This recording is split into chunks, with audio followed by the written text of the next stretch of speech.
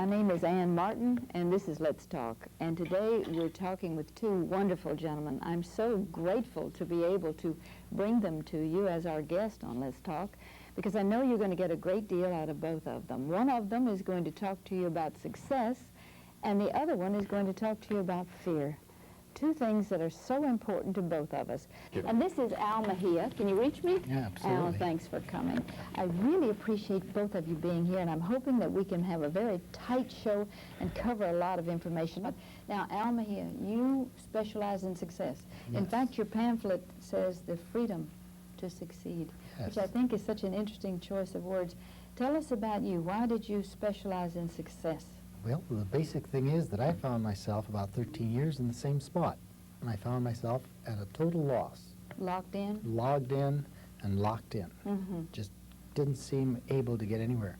And that's where I had to stop and really inventory my life and see as to what I had been doing and what had happened. Just your own self as a laboratory? As a laboratory. What'd you come up with? And I started seeing that I was two different people. Two different people. I was the person that I thought I was, and at the same time, I was someone else. So I started looking at this someone else, and I started finding that intuitive person that I was, and that was different from the personality and from the person I thought I was. And so I started tuning in and getting more into that person that I was and weeding out the personality. And in starting to do that, I started finding success, finding its place in my life. Do you feel that almost everyone, or perhaps everyone, has the same problem? There are two personalities? Yes. You haven't identified it and learned to work with that. You see, a lot of people will say one thing and do exactly the opposite. Almost. Why, Al? Why do we do the opposite? Because, you see, your intuitive self is wanting to do one thing and your mental self is doing another.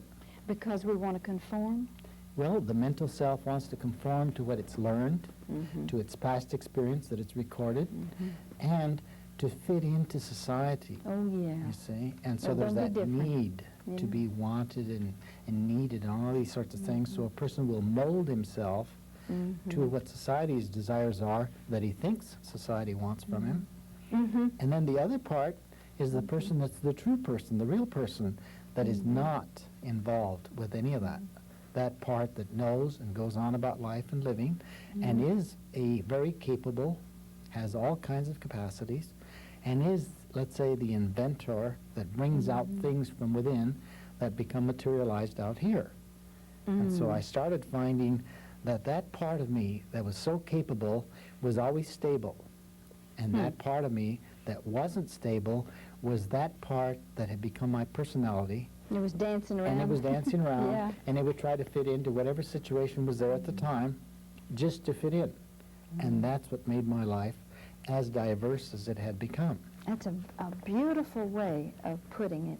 Now, let me ask you this. How do you teach someone to identify those two personalities or those two facets of the one individual? How do you do that? Well, I first of all start talking to the person about feeling. How do you feel? Get in touch with your feeling. How do you feel about this? How do you feel about that? Now, are you thinking? Now, how do your toes feel? You know, how do your toes feel about that? Well, it doesn't feel a thing. I said, now, who's feeling? Well, it's my emotions. I said, well, what are you doing? Well, I'm thinking. Well, the thinking starts off, the emotions get going, and then the glandular structure starts changing in the person. And see, this is all mental. The other part of the person is perfectly calm, serene, and all-knowing. Al, when you work with somebody, what are some other tricks that you use to get them to become aware that they're not talking from their real selves? All right. In a practical application, I tell them, do what you need to do, not what you should do. What does that mean? Well, you see, the person can be doing any number of 5 things, let's say, but there's only one thing that they need to do at that very moment. At that moment. At that moment, you see. And when a person asks himself out loud and hears it with his own brain, you know, his own ear, what do I need to do now? Intuitively, right behind it, the intuition is there, and the person knows what they need to do. They don't have to think about it. They don't have to figure it out. They don't have to read the script for the day, so to speak. They know what they need to do, and when they follow that successively, they are in tune with themselves, because then they become an observer, seeing themselves and seeing life where they are, and they're able to progress and continue to be themselves without ever reverting back to being the personality. And you're taking some fear out of it, too. Oh, yes. By making them observe instead of being so much there in it themselves, wallowing in their story. Yes, because this way they're not caught up in it. They're not drowning in it. They're able to pull out of it and then look at it as a separate thing, outside of themselves. Oh, Al, I think that's great.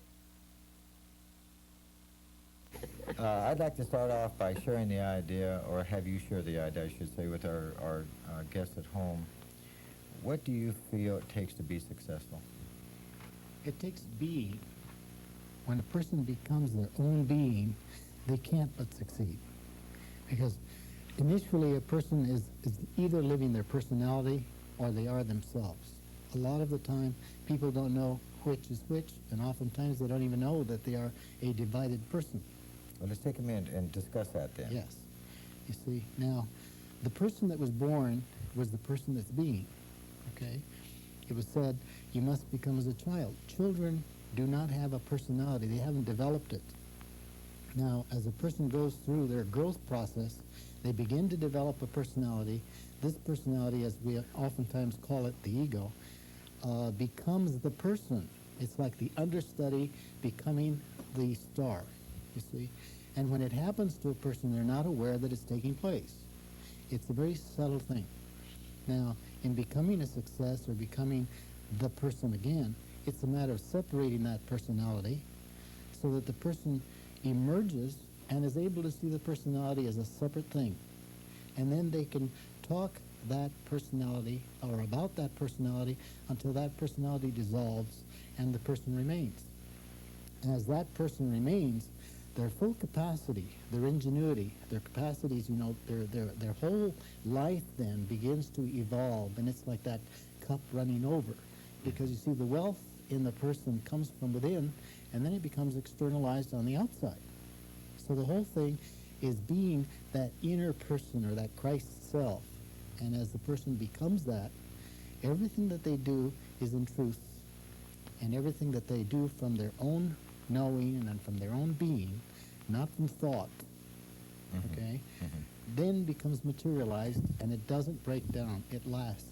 Yeah, right. I look at it another way. It's kind of like standing there and saying, I want nothing but peace, love, and harmony, but inside I feel like I need to be whipped. I attract automatically the guy with a whip, right?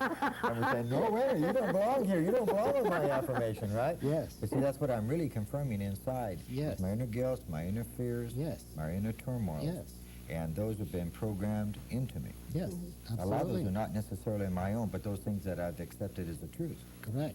Like when I was 7 years old, I believed Yes. in Santa Claus. Oh, yes. I think most of us did.